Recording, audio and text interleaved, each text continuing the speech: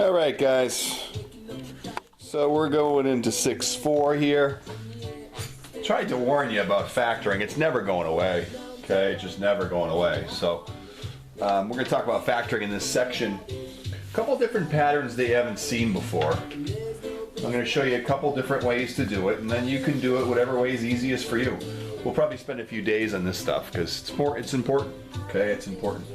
So there's these two patterns. One is called the sum of two cubes, and then the other is the difference of two cubes. And I'm going to show you the pattern, but then I'm going to show you the way that I do it. And again, you do it any way that you want.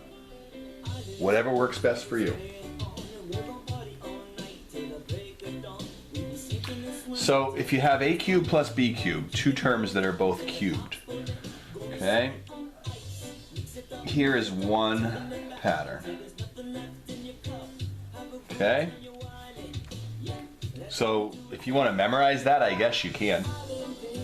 And then the difference.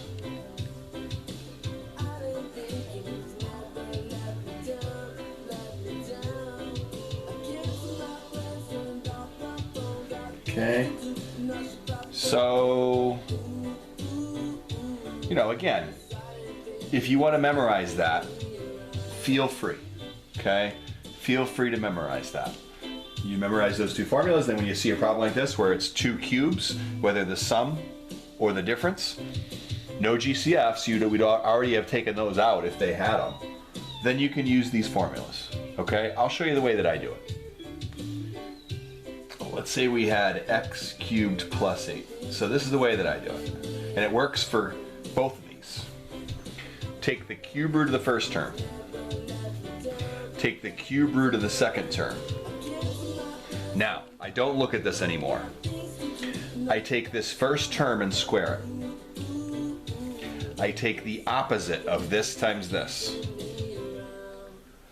And then I take that and square it. Okay, so you have that on video. You have what I said. If that's the way that you want to do it, I suggest that you practice it a bunch of times, or you pause the video and you write down what I'm saying. Okay, there's no need for me to write it down. I'm saying it. Now, the same thing would work if it were subtraction. The same words that I say would work if it were subtraction. Take the cube root of the first term. Take the cube root of the second term. Don't look at this. Take the first term and square it. Opposite of this times this.